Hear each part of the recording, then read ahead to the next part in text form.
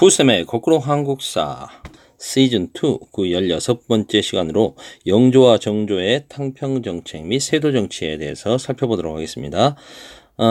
탕평정책을 펼쳤던 세임금, 숙종, 영조, 정조 중에서 영조의 탕평정책은 한마디로 말해서 완론탕평이라고 할 수 있고요.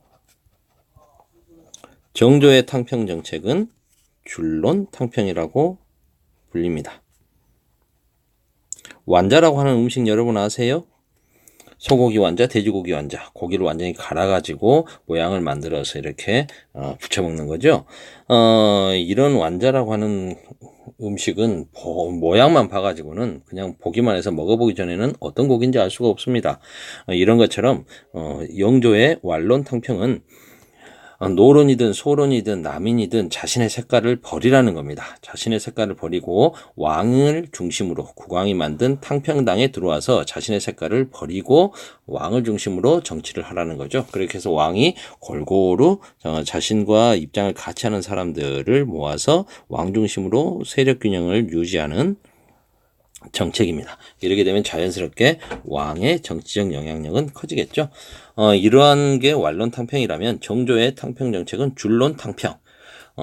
자신의 색깔을 버리는 게 영조였다면 손자였던 정조는 자신의 색깔을 분명하게 드러내라는 탕평정책을 펼칩니다.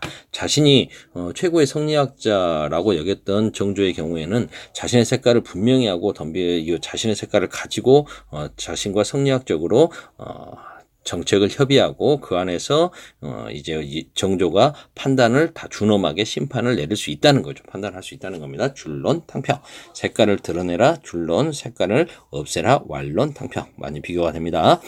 영조는 일단 각 붕당의 사림 중에 사림, 산림이라고 하는 세력들, 정치에 나오지 않지만 사실상 정치적 실세로서 붕당 뒤에서 붕당을 조종하는 실세인 산림의 존재를 부정합니다. 그리고 각 붕당의 근거지였던 서원을 정리해버리고요. 그 다음에 3사 관리의 추천권을 갖고 있었던 2조 전랑의 권한을 약화시킵니다. 이런 인사권을 가지고 흔들기 때문에 자기 붕당에게 유리한 사람들만 관직에 배치함으로써 관직을 독점할 수 있는 자리 아니었겠습니까? 그런 추천권을 없애버린다는 거죠. 그리고 이제 왕권을 강화시킨 바탕 위에 민생 안정에 힘써서 백성들의 군역 부담을 2필에서 3필로 줄여줬던 균역법을 실시하고요. 그리고 지나친 형벌을 금지하고 사형수 같은 경우에는 3번 심판해서 사형을 해라. 사형수 3심제를 강화합니다. 그리고 억울하면 북을 쳐라. 신문고를 부활시키죠.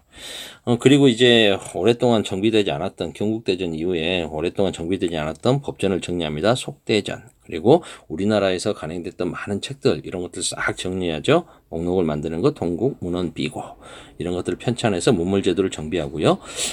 그리고 이제 뭐 이렇게 함으로써 영조 때는 왕권이 강화되긴 했습니다. 하지만 이렇게 골고루 자신을 따르는 사람들 이렇게 오라고 했는데 안 따르면 어떡할 겁니까? 안 와버리는 사람들. 그 사람들은 배척될 수밖에 없겠죠. 그 대표적인 게 소론들인데요. 강경파 소론과 일부 남인들이 참가했던 이인좌의 난,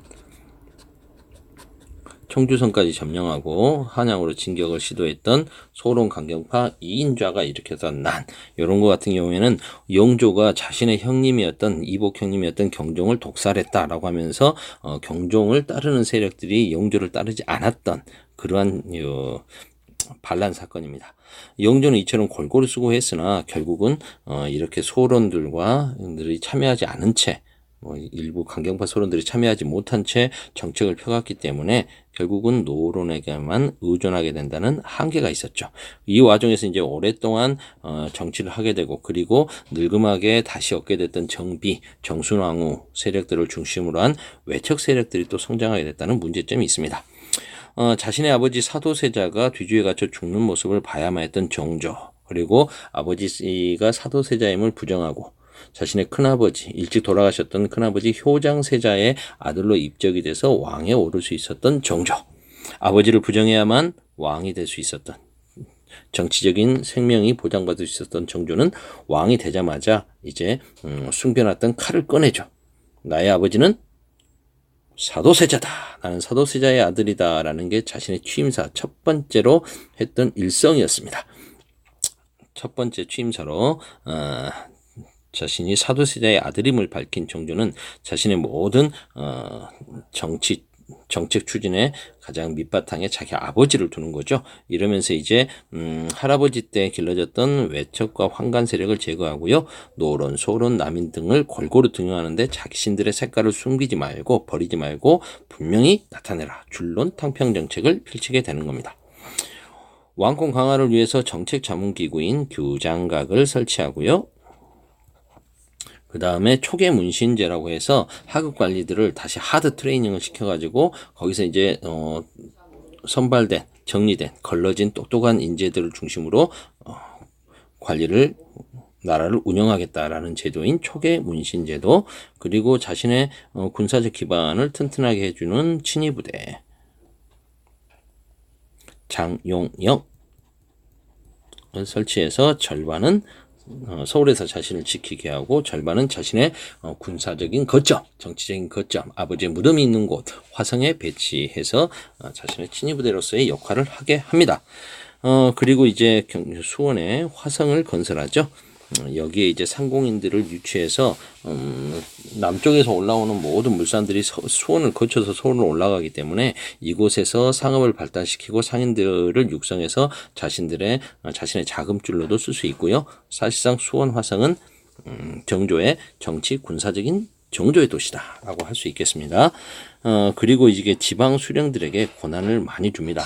향사례, 향음주례 등을 그동안 그 지방 살인들이 주도하고 있었다라면 그런 것들에 대한 규제권을 수령에게 넘겨줌으로써 수령이 사실상 지방에서 힘을 갖게 하는 거죠. 이게 나중에는 이제 수령이 좋은 사람들이면 청렴 결백하면 좋은데 그렇지 못하게 되는 세도 정치 시기에는 이 수령들이 권한은 많고 견제하는 것은 견제하는 살인들의 세력을 제지 사족들의 힘은 약화되니까 민중들을 수탈하는 그런 좀 탐관오리로 변질되는 문제점이 생기게 되지만 이때는 정조 때니까 나름대로 권한을 강화한다는 게 나쁜 방향은 아니었을 겁니다.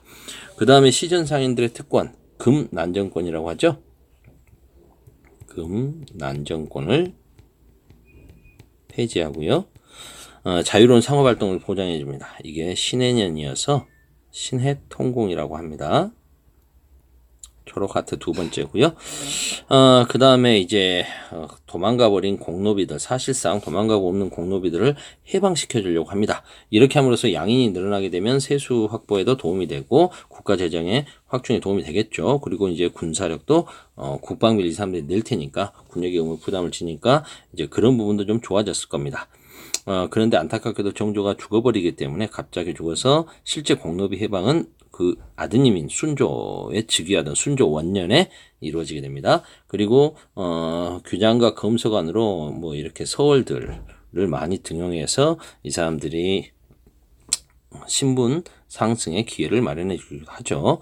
학문을 장려하고 자신 스스로가 최고의 성리학자라고 생각했다고 그랬죠. 그 다음에 이렇게 여러 가지 체제, 법전 등을 다 정리하는 대전 통편을 간행하게 됩니다.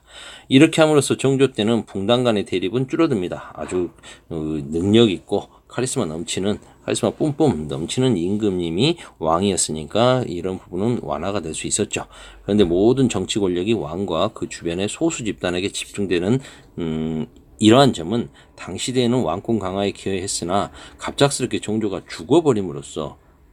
죽어버리고 어린 임금들이 즉위하게 되니까 이 막강한 힘을 어린 임금들이 제대로 활용할 수 없게 된다는 거죠. 그러면서 이 힘은 자연스럽게 왕의 외척 세력들이 세도 가문이 돼가지고 전횡을 일삼는 문제점이 됩니다. 그래서 정조의 왕권 강화책은 도리어 정조 사후의 세도 정치 전개의 이유가 된다라고 할 수 있겠습니다. 자, 이걸 그림으로 정리를 해보면 보시는 바와 같습니다.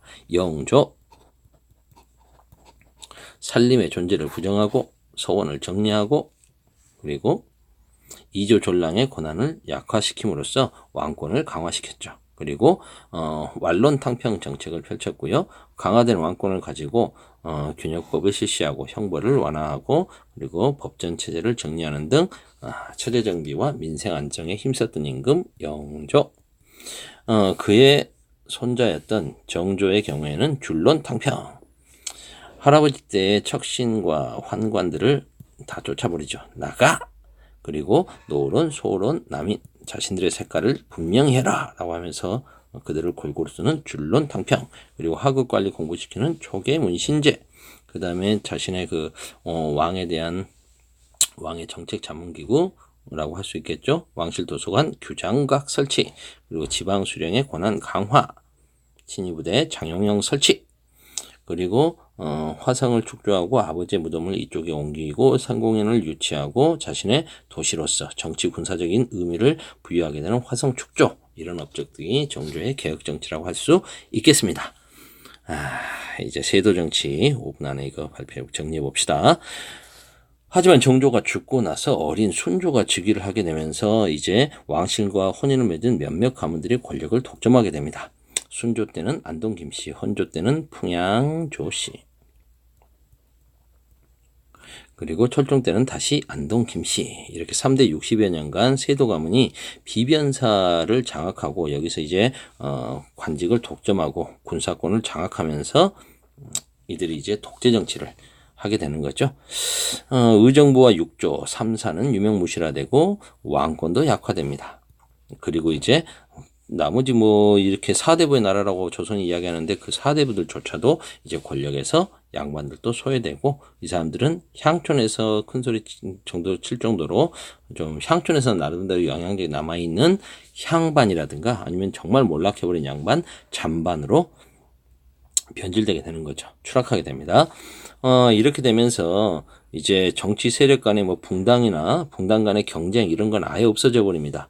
친인척 관계로 얽혀가지고 권력과 이권을 독점하죠. 왕권은 약화되고 국가 기강은 해이해집니다. 쉽게 말해서 개판이 되는 거죠.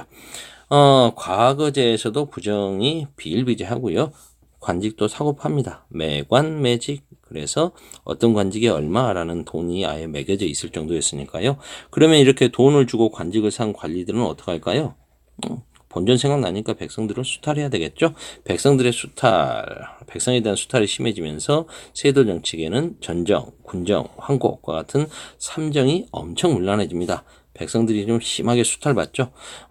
땅에다 부과되는 세금, 전정, 토지대장이 없는 토지나 황무지에까지 세금을 부과하고 각종 부가세로 사실상 원래 기준량보다 훨씬 더 많이 걷는 거죠. 그리고 이제 땅 주인들은 이걸 소장농에게 전가시킴으로써 백성들은 죽을 맛입니다. 군대에 가는 거, 군정, 군포 내는 거죠. 근데 여러분들 부모님들, 할머니들이 자기 손주들 보면 아이고 내 강아지라고 하죠. 누런 강아지, 막 태어난 애들이 얼굴에 황달기가 있어서 좀 누릇누릇하니까 강아지 같다 해서 황구라고 부르는데, 아직 군대 갈 나이도 안 됐는데 이 어린아이가 태어나면 거기다도 군포를 매겨버리고 이미 죽어버렸던 백골이 돼버린 사람에게도 군포를 걷습니다. 이런 황구첨정이나 백골징포가 심해지자 백성들은 정말 힘들어 죽겠는 거예요. 그래서 양반으로 신분을 산다거나 아니면 도망가는 방법으로 군역을 회피하죠. 그러면 이렇게 해서 군역을 회피한 사람들이 생기면 생길수록 남는 농민들의 부담은 더욱더 커지는 겁니다. 그 다음 환곡, 전정, 군정, 환정, 황곡. 이 황곡, 쌀 빌려주는 구율제도인데 이게 삼정 중에서 폐해가 제일 극심했습니다. 원래는 나라에서 빈민 구제를 위해서 쌀을 빌려주는 제도였죠. 그런데 관리들이 빌려주도 않고 빌려갔다고 허위 문서를 작성하거나 높이 받아버리거나 이렇게 해가지고 사실상 경쟁적으로 걷어지는 황국의 총익이 늘어나게 됩니다. 그리고 힘이 막강해진 지방 수령과 견제력이 상실된 지방에서는 수령이 거의 왕인 거죠. 향리들이 강제로 황국을 징수하면서 농민들의 부담은 엄청 커졌던 겁니다. 정부에서는 수시로 암행어사를 파견하기도 하지만 근본적으로 성과를 거두지는 못했습니다. 자, 이걸 그림으로 정리해보면 순조, 헌종, 철종 3대 60여 년간 어리고 어린 임금, 그리고 왕실과는 좀 거리가 먼 자기 이름도 제대로 쓰지 못했던 한자도 모르는 임금이 왕이 되면서 이들이 이제 비변사를 장악하고 개혁 의지와 능력도 없으면서, 그러면서 사회통합에 실패하고 수탈이 심화됐고 매관 매직이 횡행했습니다. 아이고, 시간 겨우 15분 맞췄네요. 오늘은 여기까지.